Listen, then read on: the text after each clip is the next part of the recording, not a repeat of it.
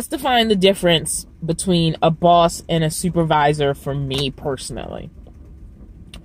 A boss is someone you have an undetermined amount of time of a commitment to. So that's most 9-to-5 jobs. You go in, you get hired, and you hope that this job, most people, last until retirement or until the next thing you want to do. But it's a relationship that won't be cut off until you find a better job, retire, or the boss decides to let you go. So that's what I consider a boss commitment. And that boss, which may be boss in title as addition to boss in person, i.e. your boss is also hired by someone, and depending on the hierarchy of the situation in which you're hired in, they can also leave for a better job, better opportunity, employment, and then somebody else will be in that position. And maybe you want to be in that person's position, and that's why you're in the job you are, is to one day become the person who's bossing you, or move up the chain of bosses ahead of you, which is fairly a normal expectation. What I don't like about this relationship is if you dislike this person, if you don't get along with this person, or if anything about the relationship with this person isn't working, you've committed to it in this long-term way. It's a marriage. It's also going to have its ups and downs. You could like somebody for a long time, you could get along great, and then something could break your relationship. So it can feel really good going in, and then something happens, and that's just life. Like, there's nothing wrong with that being the situation. That's just, and you could also recover from that in the same way. But the relationship is long term, and that is the expectation that it's long term. Like, both of you guys are entering into this relationship thinking it's going to be long term, and that's that. With contractual work, or what I call supervisors, it is a short-term commitment with a end date. So if you don't work out right away, if you can just push through till that end date, it's over. And even if you don't push through again, you don't need to put this person on your resume. You can just leave them out. Like, the next time you apply for something in a similar field, you can just leave them out. Nobody needs to know you two ever connected, unless it happens by accident. And if you have enough things on your resume, depending on the length of your contracts, like if it's a couple of months versus a couple of weeks or whatever, if somebody does find out you worked for them before, you can be like, oh yeah, well, like, I was trying to prioritize who I put on my resume. Because for a lot of people, their resumes are date-to-date list type of job, date-to-date list next type of job. And the hard part for me with applying sometimes is that's not how my resume is. It's like this production, this supervisor, this title, within this year or this month or this week or this season, I worked for them for a little bit of time, and it's a long listing. It's more like a credits list or a CV than the type of resume that you see in traditional jobs. If you look up technician resumes or designer resumes, that's a lot more of what my resume looks like, as opposed to the date-to-date worked at this job type of breakdown. In fact, sometimes I just list a year because it's easier to list a series of things and jobs types I worked on within that year block, then try to break it down. And I want to talk about one of the reasons I like contractual work and why I think it actually works with the lifestyle that I'm living right now. And the thing about contractual work, and you getting so many reflections in these classes, I'm sorry. But the thing about contractual work is it gives me supervisors and not bosses. Now, what is the difference for me? The difference is I am my own boss. I decide what work I want to take. And with contractual work, if something doesn't work out, it's for a week, it's for 3 months, it's for whatever, whether you complete it or leave that job early as a contractual worker and telling people you're a contractual worker, if it didn't work out with a certain supervisor or there wasn't a good vibe, if your resume is strong enough and you're working consistently enough, you can leave that person off your resume and it doesn't look weird. Like, when you work a job for like 5 years and then you leave on bad terms, if you leave it off your resume and you did nothing else during that 5 years, you have a 5-year gap concerning that job. Now, the thing is, if you were there for 5 years, there's also probably people who think well of you.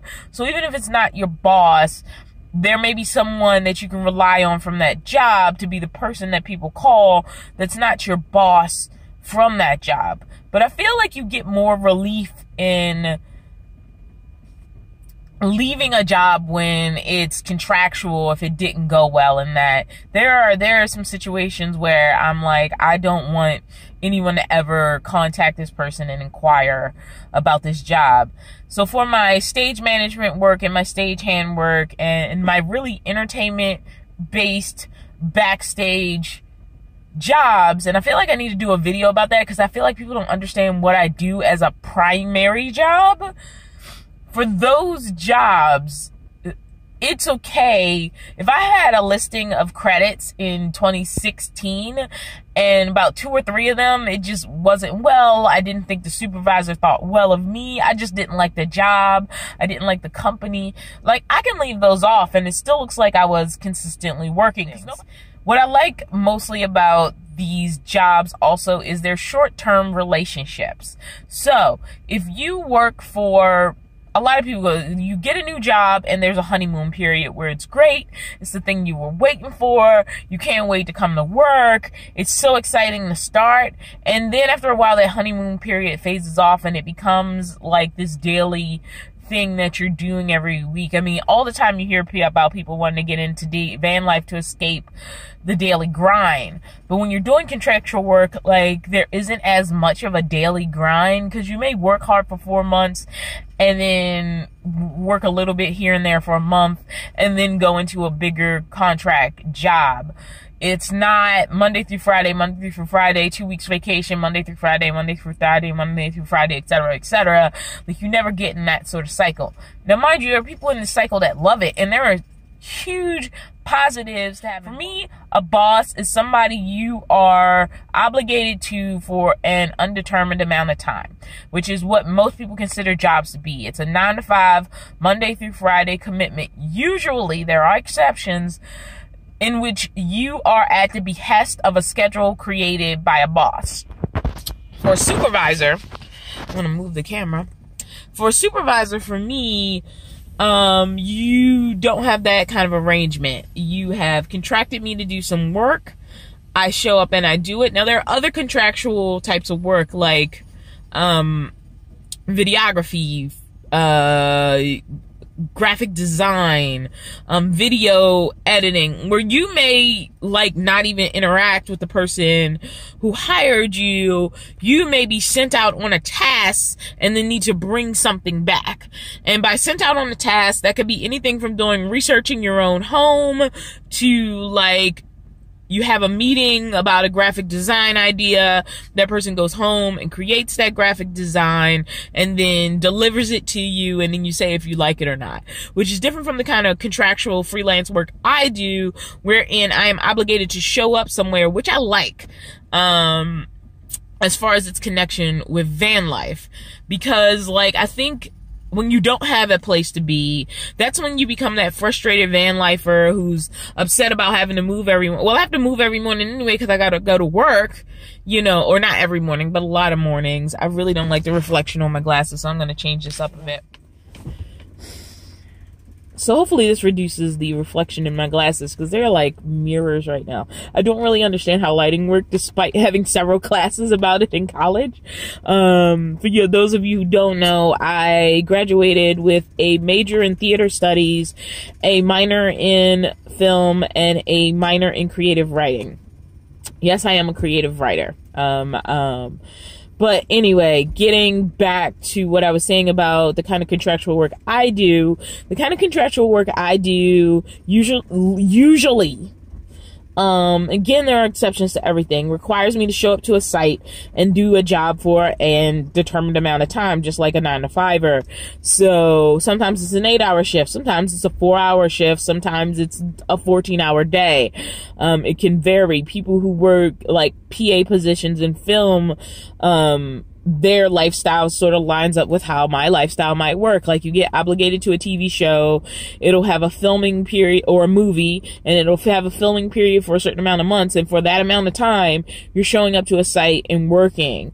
And you may be working heavy hours, but the idea is that you're going to stockpile some money where you don't have to work for a little bit. And I personally like that kind of contractual work in link with van life. And the reason why I like it is because it gets you out of the van, but it doesn't give you a long-term commitment to a 9-to-5. Now, mind you, I think a 9-to-5 can also work with living in a van. I think it's hard or dangerous to be an urban van dweller, a specifically urban van dweller staying in one city who never has anywhere to be. Like, to me, that kind of person should be out exploring.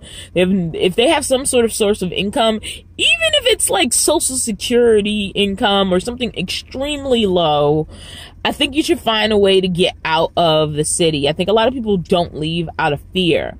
But the people who also have nothing better to do than sit around in their van all day are also the kind of people who talk about how much van life sucks. Because all they're doing is sitting in their van all day, and they have to move it at night, and they have to move during the day. And the thing about me is I'm going to get up in the morning to go to a job, probably. There are days where I don't have to do that, and everybody needs a day off, but I may work, you know, Thursday through Sunday and then have Monday and Tuesday off, which is also how my house lifestyle was. And maybe that's also something that led to strife with roommates, because I had an unusual schedule. And I've had an unusual schedule since I graduated. Actually, I've always had an unusual schedule, because before that I was working in food service, which wasn't a great job, but it's a job you can get with relatively no experience. There's a long story about me originally dropping out of college, working in food service for a while, deciding to go back to college, getting my degree. It's a long, involved story. But the point is, I have had very little of my life. There have been short periods where I was committed to a Monday through Friday, 9-to-5. And all I found out in those times is, like, it doesn't work for me. Like, I don't like the idea of having an office job, of having to show up, of doing this 9-to-5, of it always being Monday through Friday. Like, the change up and the surprises, and sometimes I know like I have a show I'm doing starting May 20th, and I've known I got hired like months ago for that, and I'm really excited about it. So I knew that was coming up in May, but there was a huge gap of time where I had no idea what work was gonna be, and that's where my apps help out. Like, I do not use any of my gig economy apps as a primary source of income. They are all backups. They are all fill-ins. When I don't have work for a couple of months or a couple of weeks or even a day, I can always use that to make sure there's some income coming in within the next week or two. Also, Supervisor are things like Uber, Winolo, Blue Crew, Jobble. Like, I've really had an amazing Jobble experience, but that app sucks. Like, it completely sucks. I almost don't want to use it anymore. I used the jobs I had down here in LA were actually entertainment related, and I actually want to put them on my resume, but the app was a headache to use. Like, it sometimes didn't want to give me the check-in screen.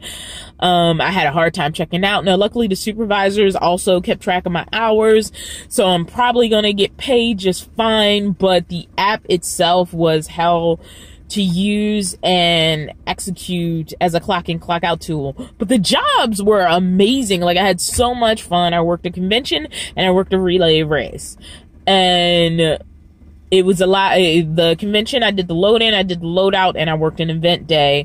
And for the relay race, I worked an exchange point. And I did a couple of things. I waved racers out. I waved them in. I watched a parking lot for a while for the people who were parking vans to meet people at the exchanges. I directed people to the bathroom.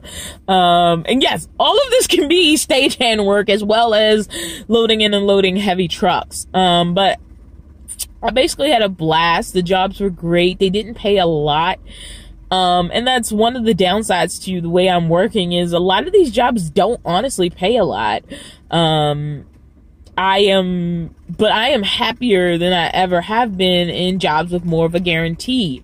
Now, what you get with 9 to 5, Monday through Friday, long-term commitment jobs, is a guarantee. I mean, you have a salary. You'll probably get raises for good performance. That long-term relationship creates a history. Like, I worked for Potbelly Sandwich Shop for almost 4 years, I think. And so I came in as an associate. I became a trainer. And then I became what they call the dream teamer, which was a person who got to travel to other stores and train people in. And then I became an hourly manager. I got at least 2 raises as just a plain old associate. And I got another raise when I became a trainer, another raise when I became a dream teamer. I got bonuses for going on trips for the company. And all of this happened because I was establishing a history of being a good employee. And then I got basically almost recruited into being a supervisor. And that's because the business had slowed down. They had more locations. There was still a dream team title, but there was less reason to travel with that title. And what I realized as soon as I worked for Potbelly was I heard about this dream team job. And this dream team job involved travel. Like, they were going to pay for you to travel places and train. And the idea of getting paid to travel to do my job, whatever that job was, sounded amazing to me. So the appeal of being a nomad was there even then. But when I left that company, and when that job kind of petered out, it sort of took away that history with the company that allows you to financially build up. Now, overall, knowing what salaries are and having a bigger picture of salary on jobs where you really make money. I know I wasn't making that much money, but it's my point of the history. And then I became an hourly manager, and I just knew, like, a guaranteed salary and benefits was not worth the misery of doing the same thing every day in the same place. Now, the funny thing, when I was a dream teamer, I was still doing basically the Potbelly job that I had been trained for: how to make sandwiches, how to run the store, how to be efficient, all these things that I was good at. But I was getting to go new places and experience new people constantly, which is funny because I identify as an introvert. And I identify as an introvert because, like, when I'm traveling, like, on a day-to-day basis, I don't need people to feel energized. In fact, I need a break from people. But when I'm doing a job, like when I was working the convention, the event day, I had a blast. I was interacting with the kids because it was a convention that really appealed to kids. I was interacting with the parents. I was like one of the most high energy people there. People were laughing and smiling and enjoying the event. And I love being that person. Like, I love being the behind the scenes person, or like the energy that makes the crowd feel good. I don't actually like being in the crowd and like people coming up to me. Like, I don't like if you take me to a party and I'm not working the party, I will turn into a complete wallflower.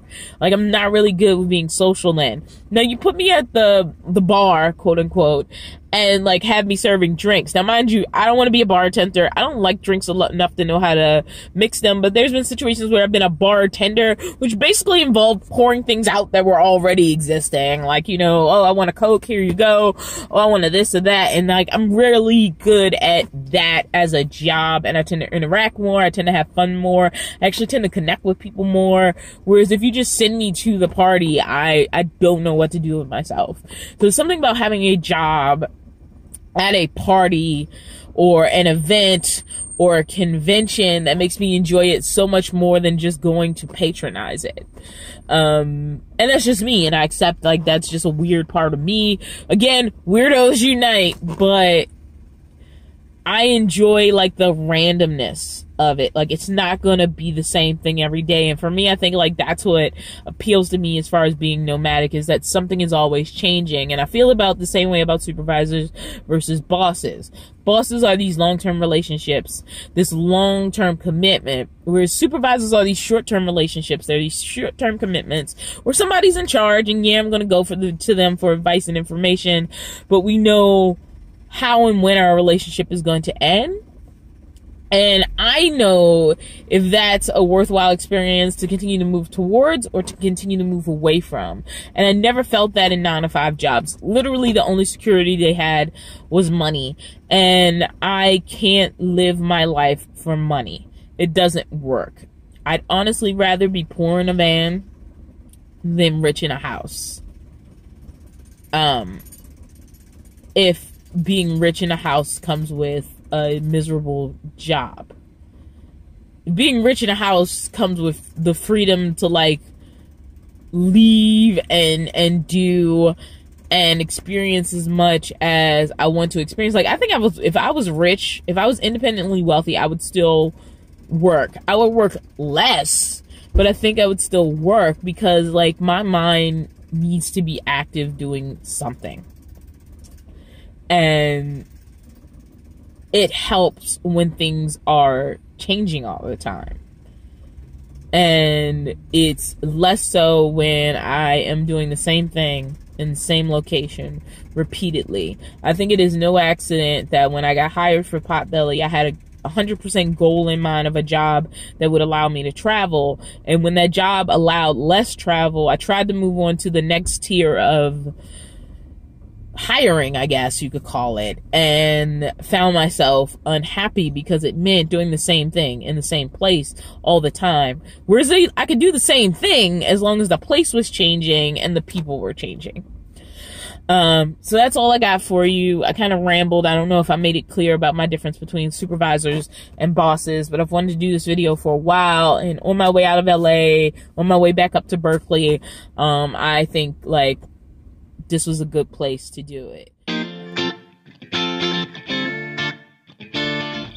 So, I don't know if you guys have seen this boxed water. I was recently at a work site where they had a bunch of these, so I just took a couple of extra ones because I'm not stupid. Wherever you can get water, get it. And whenever people have bottled water, oh shoot, I didn't mean to put the middle finger on people. I was literally trying to fix my glasses. I actually fell yesterday.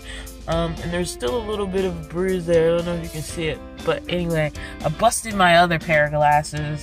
And these ones are old and a little stretched out of shape. So I actually need to get some new glasses. But, you know, I also need to see while driving. But it says boxed water is better. I'll show you why it's not better.